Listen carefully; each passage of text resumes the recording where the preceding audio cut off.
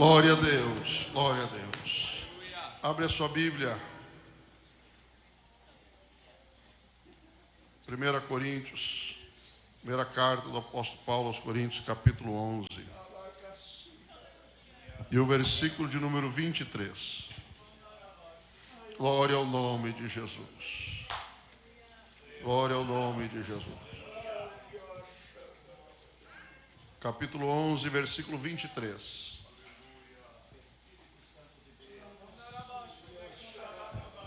Porque eu recebi do Senhor o que também vos entreguei. Que o Senhor Jesus, na noite que foi traído, tomou o pão. E tendo dado graças, o partiu e disse: isto é o meu corpo, que é dado por vós. Fazei isso em memória de mim. Por semelhante modo, depois de haver ceado, tomou também o cálice, dizendo: este cálice é a nova aliança no meu sangue. Fazei isso todas as vezes que o beberdes em memória de mim. Porque todas as vezes que comerdes este pão e beberdes o cálice, anunciais a morte do Senhor até que ele venha.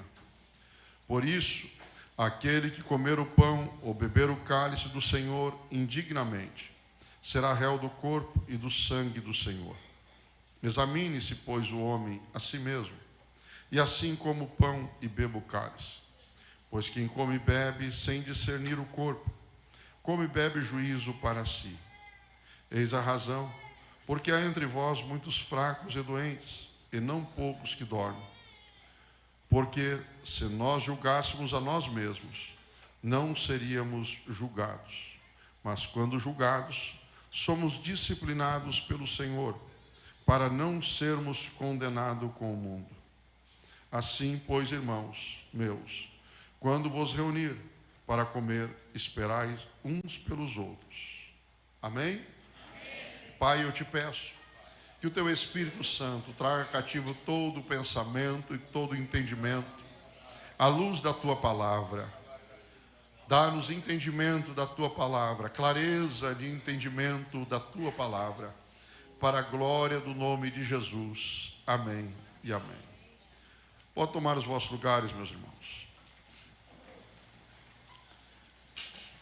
Meus irmãos, esta palavra,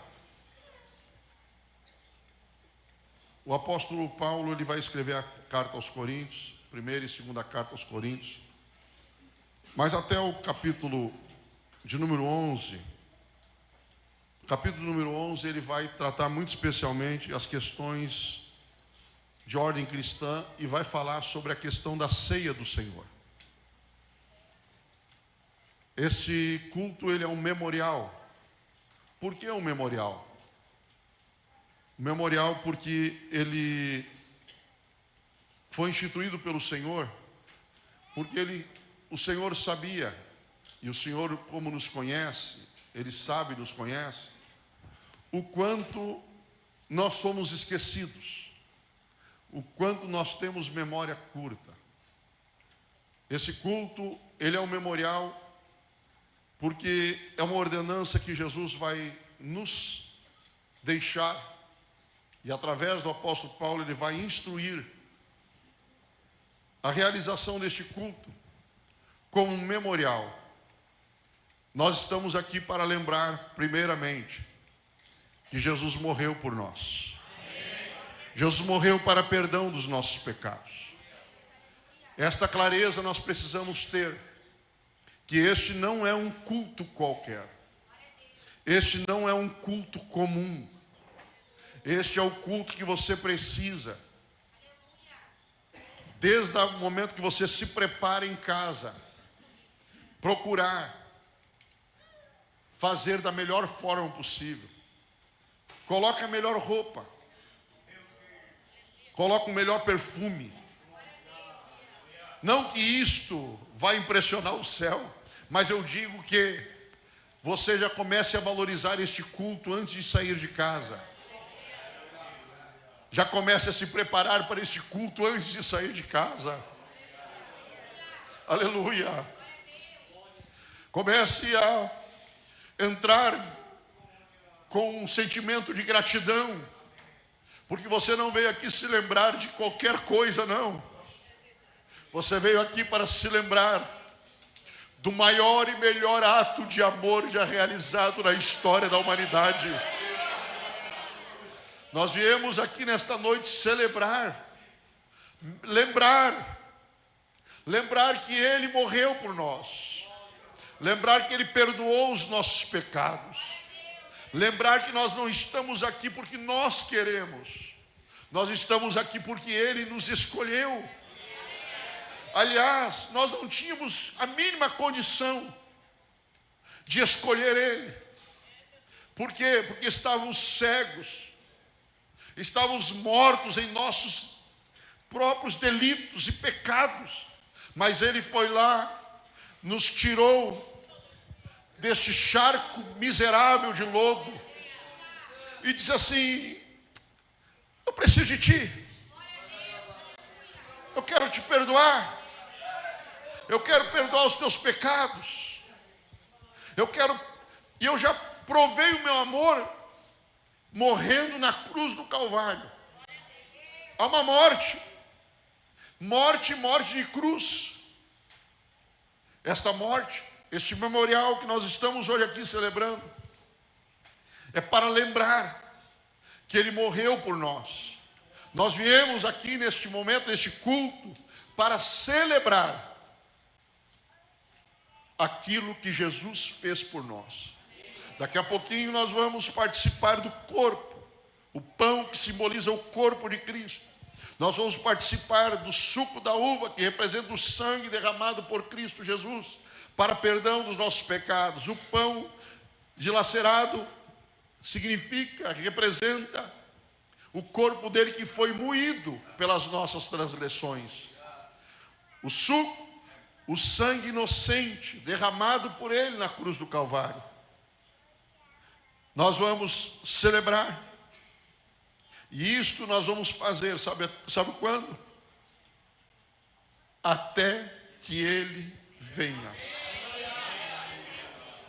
Até que Ele venha. Até que Ele venha. A participação deste ato requer perseverança. A participação deste ato requer perseverança. Você sabe um dos motivos, uma das coisas que mais me alegra quando eu vou na convenção, é que eu já frequento a convenção há 25 anos já, 26 anos já, frequento as convenções. E a coisa que mais me alegra é rever aqueles pastores, aqueles obreiros que a gente conhece desde o começo. Eu gosto de revê-los. Eles estão perseverando. Eles estão perseverando. Eu gosto de encontrar irmãos que faz anos que eu não vejo e estão perseverando. Porque requer perseverança, porque este ato aqui não é para hoje. Não é o último. Só é o último se ele vier antes do próximo. Porque se ele não vier antes do próximo, no próximo nós temos que estar aqui. Até que ele venha. Até que ele venha. Mas eu quero ainda, mais para frente nós vamos trabalhar um estudo dos capítulos anteriores, do capítulo 11. Por quê? Porque no capítulo 11, o apóstolo Paulo vai dizer que nós não devemos tomar ou beber o cálice do Senhor, comer o pão ou beber o cálice do Senhor indignamente. Aí eu parei para pensar, o que o apóstolo Paulo estava dizendo sobre tomar indignamente? Para você entender que existe algo que vai te conduzir a você fazer errado, você precisa ter os parâmetros que mostram o que é que você está errando. E é isso que o apóstolo Paulo aborda. Do capítulo 1 até o capítulo 10, o apóstolo Paulo vai abordar algumas temáticas, são mais precisamente 33 pecados que o apóstolo Paulo vai tratar, do capítulo 1 até o capítulo número 10. São aproximadamente 33 a 34 pecados que o apóstolo Paulo vai tratar da igreja de Corinto. E sabe quem era a igreja de Corinto? A igreja de Corinto era a igreja espiritual. A igreja que tinha manifestação de todos os dons do Espírito, manifestos nele, manifestos nela. A igreja de Corinto era uma igreja que tinha todos os dons, mas o apóstolo Paulo, antes de tratar da ceia, antes de dizer para eles não tomarem dignamente, ele vai tratar dos assuntos que tornavam eles indignos para tomar a Santa Ceia. E aí, irmãos, o assunto é mais sério. Por quê? Eu não vou, claro que eu não vou tratar de todos eles aqui, mas eu vou fazer um apanhado, até mesmo para nós aproveitarmos a hora também, não sermos imprudentes com o horário. Mas a gente vai voltar a falar disso aqui, porque é ensino para nós, é ensino para a nossa alma. Do capítulo 1 ao capítulo 4, Paulo vai tratar dos pecados contra a unidade, a humildade e contra a cruz. Do capítulo 1 até o capítulo 4, ele vai tratar desses 3 pecados, que ele está dizendo, lá no capítulo, diz assim: quer participar da ceia?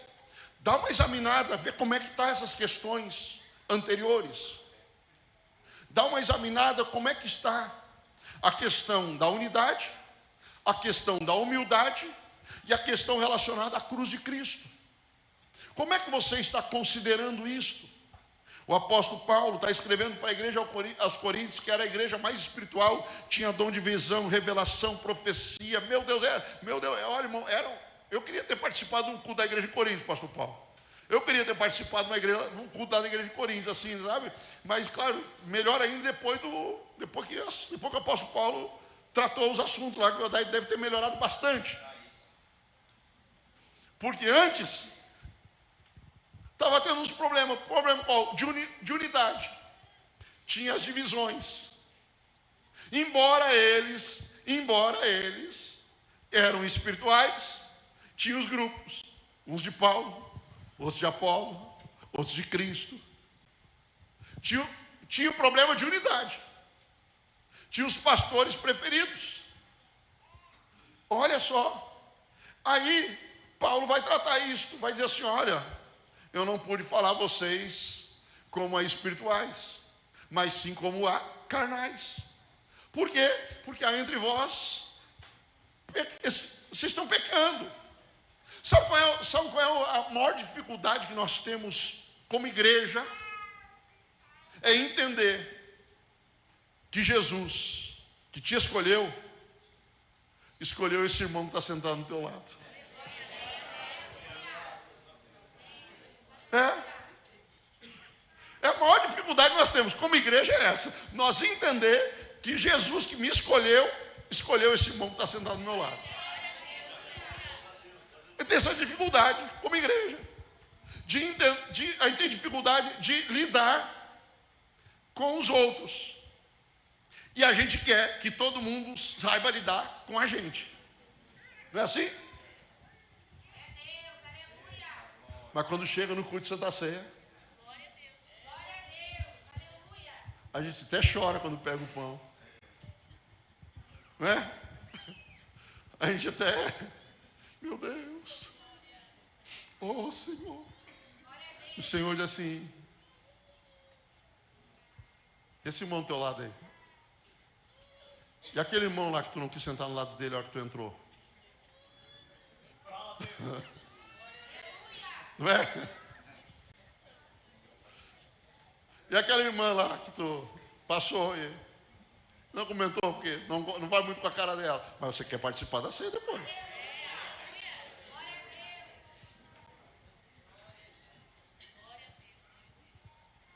Sabe quando é que o mundo vê que Cristo é em nós? Quando nós estamos unidos. Quando nós estamos unidos, o mundo olha para nós e assim, esse povo é diferente. Esse povo é diferente. Que a unidade faz isto. Tinha outra questão também, que é a questão da humildade. Eles tinham um orgulho espiritual, uma arrogância espiritual.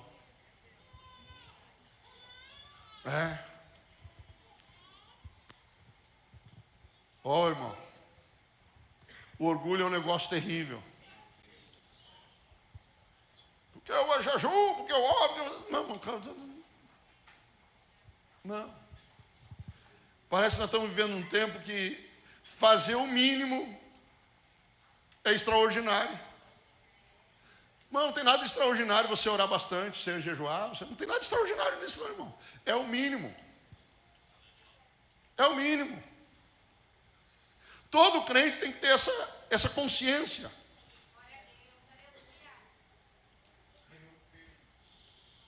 Aleluia. Tem que ter a consciência que eu preciso orar. Eu sei que às vezes, talvez você tenha, irmão, eu sei que às vezes é meio duro o piso aí, irmão, dobra o joelhinho. Sabe por quê, irmão? Que você sentar não demonstra confiança em Deus. Você se dobrar demonstra submissão e reconhecimento da soberania de Deus. A pregadora falou na noite passada, na vigília do Bolsonaro, eu gravei a frase. Ela disse assim, a solução do meu e do teu problema está na distância entre o teu joelho e o chão. Quando você se dobra, você nunca vai ver nesse reino alguém em pé que seja forte. O forte você nunca vai ver em pé nesse reino. Nesse reino os fortes andam de joelho. Por quê? Porque ele se dobra e quem fortalece ele é o Senhor. Não entre num estado de orgulho espiritual, achar que você não precisa dobrar o joelho quando chega na igreja para orar. Não entre nesse estágio de achar que você não precisa se prostrar na presença do Senhor e orar e clamar a Deus por vitória na tua casa, na tua família. Não entre nesse estágio de orgulho espiritual, achando que tu já tem tempo de crente, já conhece, já sabe como é que funciona e basta chegar na igreja, sentar e ficar esperando. Não, aqui não é show, nunca vai ser show. Aqui é um lugar onde nós chegamos para nos render na presença do Senhor.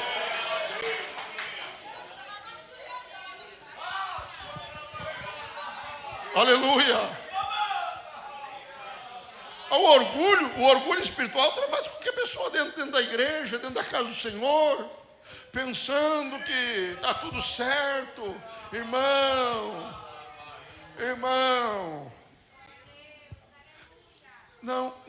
não brinca. Não vai ter como ter vitória se não for através da oração, se não for através do jejum. E outro pecado que eles estavam cometendo era contra a cruz de Cristo. No capítulo 4, versículo 6, o capítulo 6, e o capítulo 5, o capítulo 4, versículo 6, diz assim, vocês estão inchados. Paulo vai dizer, vocês estão inchados. Estavam inchadões. Como ele diz hoje, né? Se achando. Estavam se achando. Do capítulo 5, Paulo vai tratar sobre pecados de imoralidade e tolerância do mal. Pecados de imoralidade e tolerância do mal. tinha até incesto.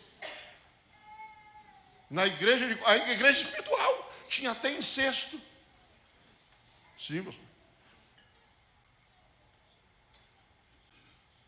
Havia tolerância ao pecado em vez de disciplina.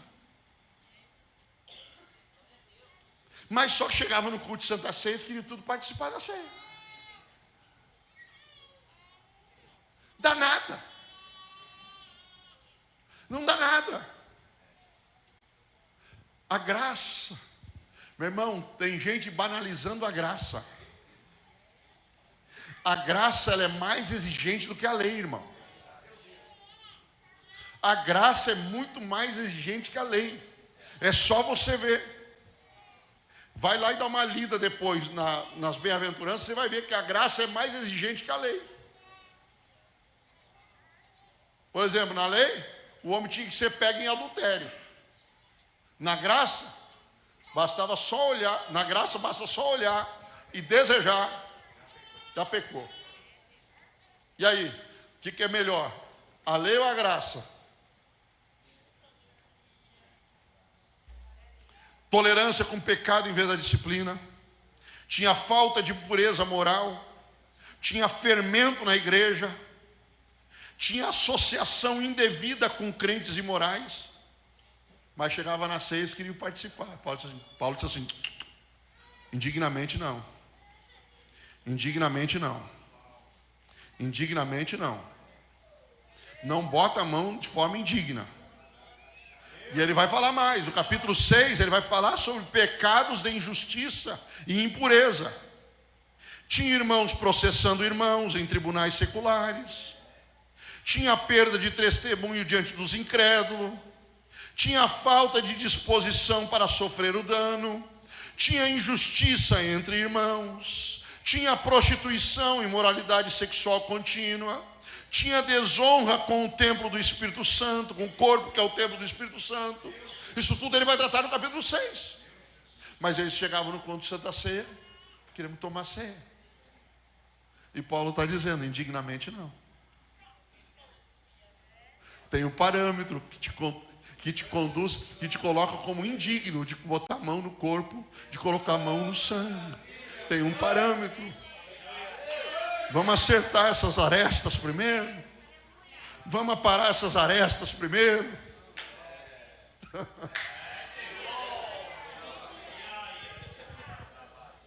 Porque todo mundo ama o capítulo 11. Todo mundo ama chegar e tomar ceia. É bom, esse culto é memorial. A gente se alegra, vamos lá. Mas não, indignamente não. Paulo está dizendo, indignamente não. Aí no capítulo 7, ele vai falar sobre pecados e distorções na vida conjugal e sexual. Negação injusta do dever conjugal. Relações conjugais desordenadas pela cultura imoral. Porque Corinto era uma devassidão terrível. Devassidão terrível.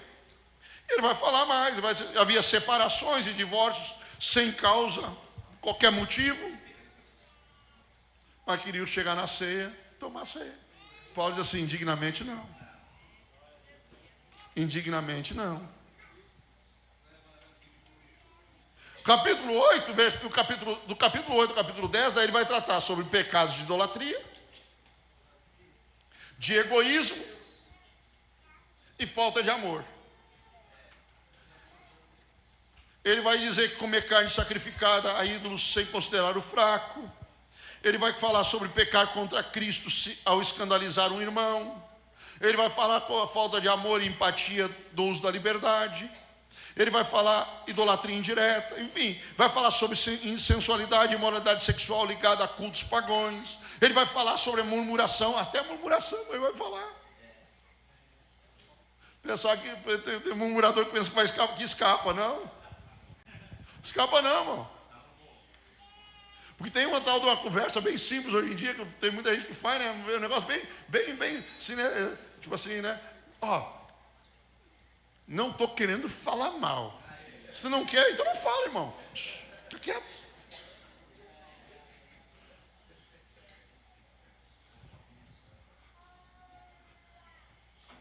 certo.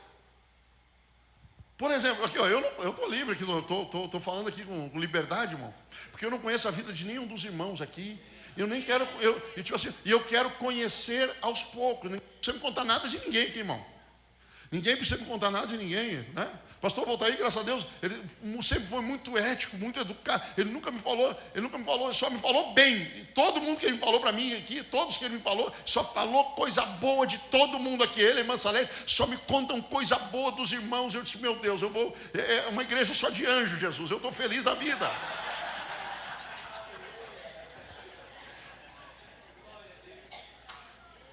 Eu estou alegre demais. Eu disse, meu Deus,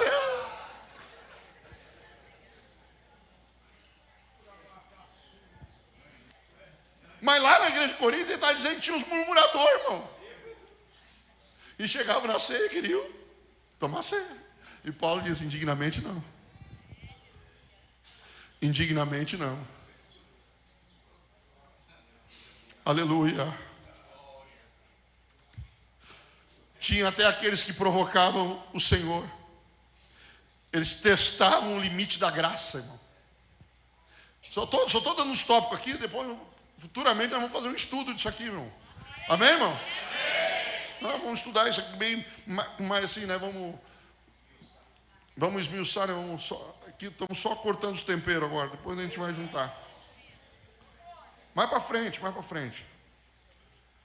Tinha autossuficiência espiritual. Quem pensa que está em pé, cuide para que não caia. Irmão, nós estamos vendo um tempo que as pessoas estão usando, sabe o que, para se santificar? O pecado dos outros. Estão se santificando com o pecado dos outros. Porque, olha lá o que ele está fazendo, mas não olha o que eu faço. Olha lá, mas não o que eu faço não. Olha para lá. Tipo assim, tirando a atenção, apontando o pecado, o erro dos outros. Eita.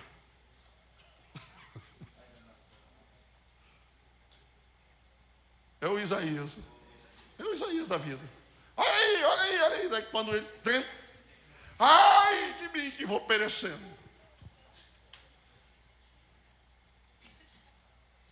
Mas tudo bem, pastor, e daí? Indignamente não. Você precisa ter discernimento do que é esse momento. Quando o apóstolo Paulo está falando aqui, examine-se. Quando ele está falando indignamente não, ele está dizendo, a palavra indignamente é pesos diferentes. É como se estivesse dando peso diferente. A mesma medida dando pesos diferentes. Ele está dizendo assim, peraí, você precisa entender o que é esse momento. Você não pode chegar aqui perdida. O que está acontecendo hoje aí? O que tem? Não. Você precisa saber o que é esse momento. Você precisa saber o que está acontecendo aqui. O que nós estamos fazendo hoje aqui não é um ato qualquer. O que nós estamos fazendo aqui não é um ato qualquer. Tenha discernimento, entenda este momento. Por quê? Porque fazendo isto vai evitar juízo. Quando você faz isso, você evita juízo. Mas sabe o que eu olho aqui, eu acho lindo, já caminhando para encerrar? Que esse juízo, ele vai trazer consequência. Não adianta. Eu me lembro, eu estava num culto, lá no Jardim Atlântico. O senhor conheceu a Manlela, né? Saudosa Manlela. A velhinha desse tamanhozinho assim. Sua sogra. A filha da Manela está aqui, olha só. Aí uma vez vocês tinham falado, você apresentou. Olha só, Mamita, eu estava nesse culto, irmão. Deus usou a Manela na hora da ceia. Homem! Estava os obreiros tudo assim. E eu estava visitando o culto. Eu fui participar lá na Santa Ceia, lá, estava visitando. Os crentes tudo olharam, deve ser esse aí que chegou aí, né? Homem, não toque no meu corpo e no meu sangue. indignamente, porque se fizeres, dentro de poucos dias a tua vergonha irá aparecer. E deu aquele temor. 15 dias depois, era um obreiro, estourou a situação que ele vinha escondendo há muito tempo. Tem consequências. As consequências são uma disciplina. Mas sabe o que eu acho lindo? Que essa disciplina é dada pelo Senhor.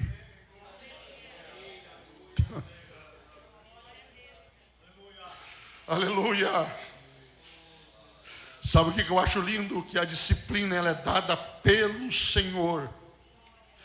Pelo Senhor. Mas quando julgados somos disciplinados pelo Senhor. Por que Ele faz isso? Para nós não sermos condenados com o mundo. Ei, Ele não quer te perder. Eu vou bradar, a graça se manifesta. A graça e o perdão se manifestam. Eu vou gritar bem alto nesta noite. Ele não quer te perder. Ele não quer te perder. Eu vou repetir. Ele não quer te perder.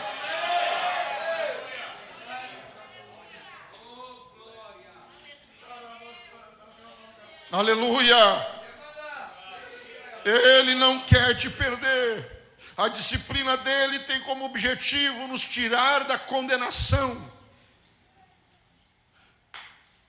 Davi já dizia: melhor é cair na mão de Deus, que tem misericórdia, porque os homens não têm misericórdia, mas a misericórdia do Senhor é o motivo de nós não sermos destruídos, é a misericórdia. Sabe por que nós estamos aqui? Por causa da graça e por causa da misericórdia, por causa da graça e por causa da misericórdia, por causa da graça e da misericórdia. O que é graça, pastor? Graça é aquilo que nós recebemos sem merecer. O que é misericórdia? Misericórdia é a que nos livra de nós receber aquilo que nós merecíamos. Examine-se, pois, o homem a si mesmo. Examine-se, pois, o homem a si mesmo. Diante desta palavra, eu te convido nesta noite, faça um exame aí. Não se autodiscipline não, irmão. Não faça isso. Vou me autodisciplinar? Não faça isso não, irmão. Não faça isso não. Mas faça um exame. Porque nós vamos participar. Quem vai participar agora tem que estar arrependido. Saber que entrar num lugar como este aqui é a oportunidade de receber de graça o perdão. Escuta, sabe por que muita gente corre do perdão? Porque ele acha que precisa negociar o perdão. Senhor, se tu me perdoar, eu vou fazer isso. Se tu me perdoar, eu vou fazer aquilo. Não. O perdão não está para negócio. O perdão é um presente que Deus está dando para quem quer o perdão. É isso.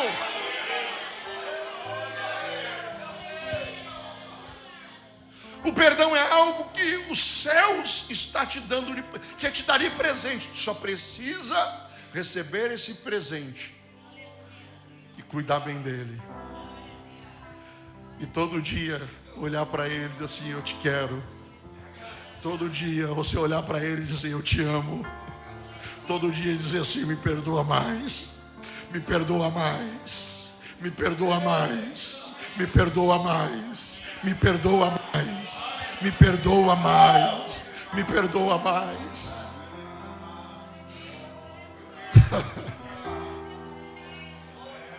Quanto mais nós reconhecemos os nossos pecados, mais perto de Deus nós chegamos.